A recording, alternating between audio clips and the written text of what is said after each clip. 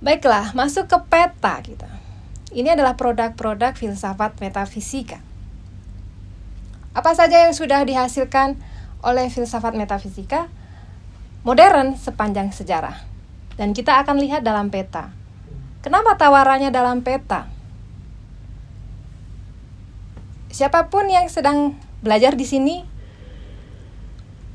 mungkin dapat pengalaman bahwa filsafat itu adalah sesuatu yang sulit dicerna.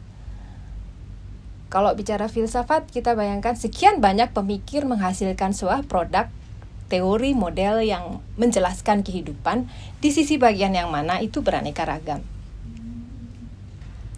Tawaran dalam pembelajaran kita di sini adalah bahwa ketika medan yang kita hadapi begitu besar dan memiliki detail-detail masing-masingnya yang sangat beraneka ragam, bukan sebuah pilihan yang cerdas ketika kita kemudian begitu saja memasukkan diri ke medan yang besar itu dan jatuh ke bagian yang mana tanpa melihat sebenarnya apa yang sedang kita arungi bersama untuk ditelusuri. Tawarannya adalah menyusunnya dalam sebuah peta dan melihatnya secara menyeluruh sehingga kita begitu gamblang sebenarnya mengenali apa dan bagaimana dia menjelaskan jiwa. Nah, teman-teman, membuat peta filsafat tentu bukan pekerjaan mudah. Saya pun mengambil dari para pelaku sebelumnya. Kalau di sini tadi remind, sebenarnya kita masih mengingat kembali materi ini sudah kita telusuri bersama. Peta yang kita ambil ini apa yang sudah disusun sekian waktu yang lalu oleh Eagles. Eagles ini adalah co-kreator dari Karl Marx. Kalau Eagles mungkin baru dengar, tapi Karl Marx di mana-mana dengar. Dan sudah melabel beliau barangkali ya. Kemudian Lenin ini adalah seniornya Putin, ya, Rusia dulu Uni Soviet, yang membuat peta filsafat. Kemudian dari kita mengambil itu adalah Tan Malaka.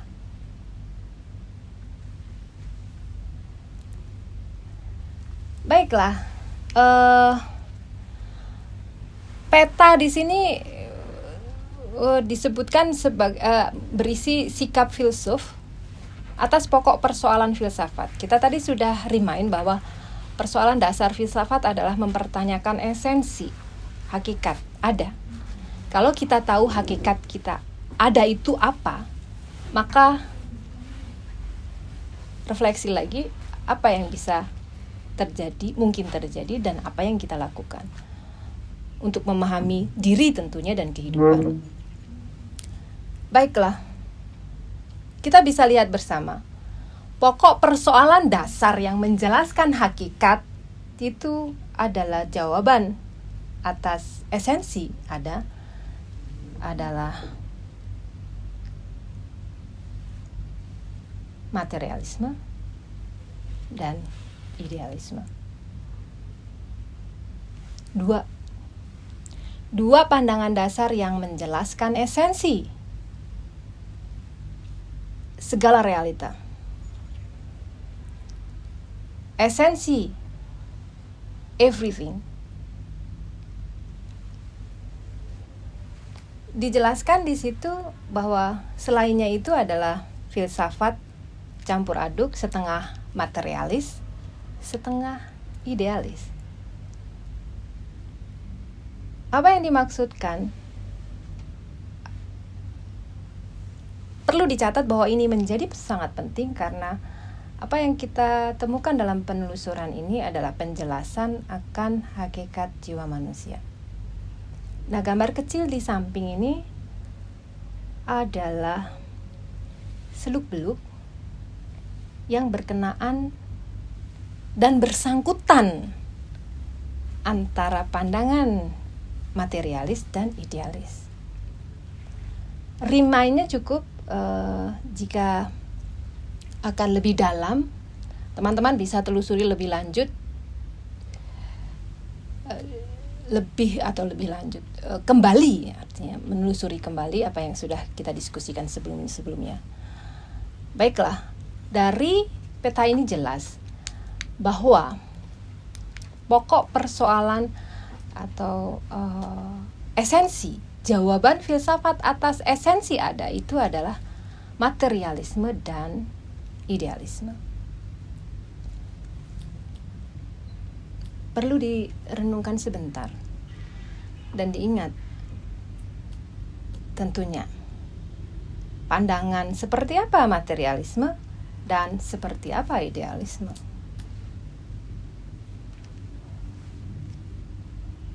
Juga boleh remind sekian banyak pandangan di luar itu yang berlabel bermacam-macam. Boleh kata empirisme, boleh kata pragmatisme, eksistensialisme, atau rasionalisme, atau pragmatisme.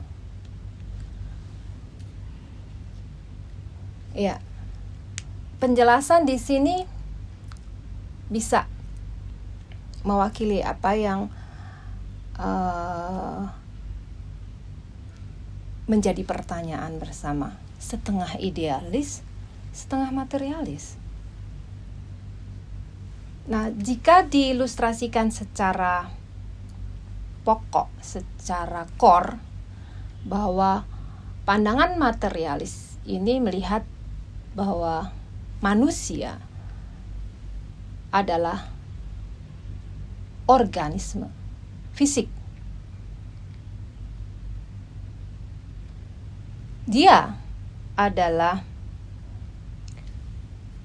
satu akibat, hasil dari suatu sebab di luar dirinya, di luar kendalinya. Itulah materialisme. Dan dia bekerja secara organis, secara mekanis.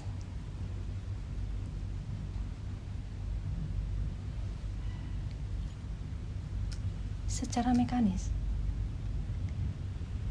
Kalau dianalogkan manusia saja di dalam fungsi kerja organis, kita bisa melihat fungsi organ. Organ-organ kita itu bekerja secara organis, secara mekanis, otomatis. Tiap hari kita nggak perlu bangun untuk mengingatkan jantung jangan lupa kerja gitu ya.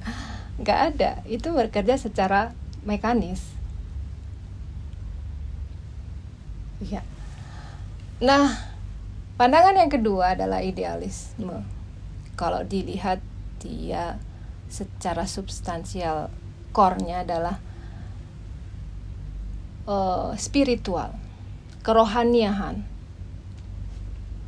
roh sejati, roh absolut Tuhan. Jadi pada ultimate sebenarnya hakikat manusia itu adalah roh absolut. Pandangan ini menjelaskan demikian. Nah, hanya saja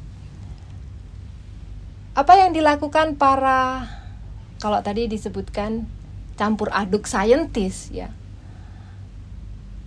menghadapi kesulitan untuk menjelaskan mekanisme bekerjanya roh absolut ini sebagai ultimate reality, sebagai hakikat ada, apapun perwujudan yang ada di dunia ini. Nah, teman-teman, maka dilakukan satu metafor kesadaran. Realitas idealisme ini dijelaskan sebagai berpikir. Metafor yang dilakukan para filsuf untuk definisi jiwa, hakikat esensi jiwa sebagai roh absolut.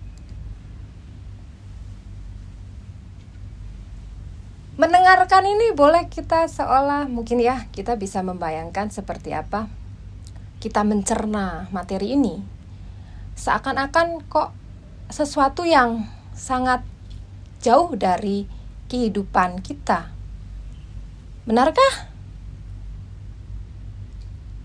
Bukankah kita setiap saat mendengar ada berita kematian dan itu bicara roh yang meninggalkan badan?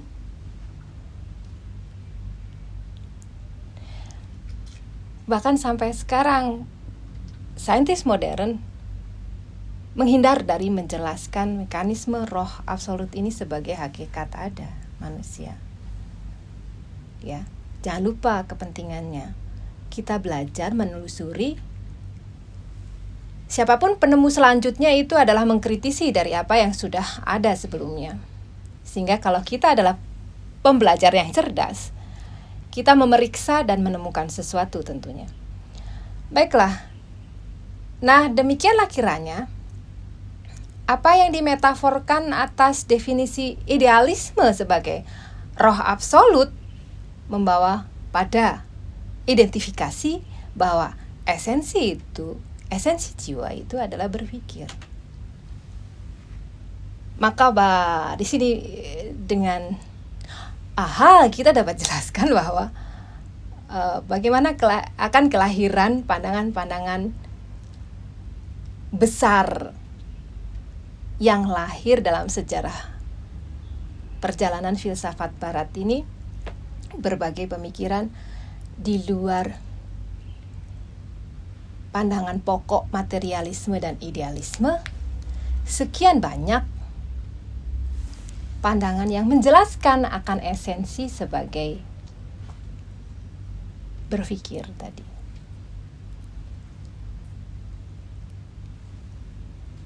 Boleh digarisbawahi ada penghindaran untuk menjelaskan esensi jiwa manusia sebagai roh absolut. Ya, jika kita periksa skema ini. Skema ini pertama mengajak kita untuk menggarisbawahi dulu bahwa apa yang sedang kita bicarakan untuk teori esensi ada ini adalah satu kesadaran. Seperti apa? Kalau dibalik ke belakang, satu rumusan visi, satu pandangan, satu kesatuan visi yang koheren dan cerdas itu adalah rumusan teori yang menjelaskan esensi ada. Nah, model itu, teori itu memuat penjelasan mekanismenya atas bagaimana kesadaran bekerja, kemudian hubungan badan dan roh, dan apakah determinisme atau kehendak bebas yang merupakan hukum alam, natural law. Determinisme, sebab akibat. Oke. Jika kita lihat lebih lanjut ya, tadi sudah kita garis bawahi bersama bahwa 3 substansi dasar yang terjelaskan di dalam konstruksi teori hakikat ada, teori esensi ada, teori esensi manusia, kesadaran, hubungan roh dan badan, dan determinisme atau kehendak bebas. Baiklah, satu warna di sini ada biru judulnya ya. Ada warna hijau. Hijau ini adalah identifikasi dari peta tadi bahwa sebenarnya jawaban atas persoalan pokok filsafat sejauh ini adalah materialisme dan idealisme. Kemudian di tengah ini lahir sekian banyak teori hakikat ada sebagai akibat atau menindaklanjuti upaya filsuf dalam memetaforkan definisi idealisme sebagai roh absolut yang dianggap tidak terjelaskan. Sehingga ada rasionalisme, empirisme, fenomenologi, eksistensi. Ya, jika kita identifikasi di situ, kita bisa periksa dari seluk-beluk tadi, jika kita ingat, atau kita bisa remind kembali dengan menyimaknya. Lahirnya pragmatisme yang merupakan cikal bakal atau sentuhan dasar lahirnya pandangan liberalisme. Nah, dari peta tadi, teori esensi setengah materialis, setengah idealis, kita lihat bisa periksa apakah memiliki pandangan monisme atau dualisme. Saya kasih tanda kurung dengan persoalan atas pandangan. Karena identifikasi apakah kesatuan atau dualisme. Ini menjadi sangat krusial kalau kita lihat fenomena kehidupan saat ini dengan perpecahan. Berarti ada sesuatu dengan monisme dan dualisme. Apakah yang dikatakan monisme itu betul monisme atau dualisme?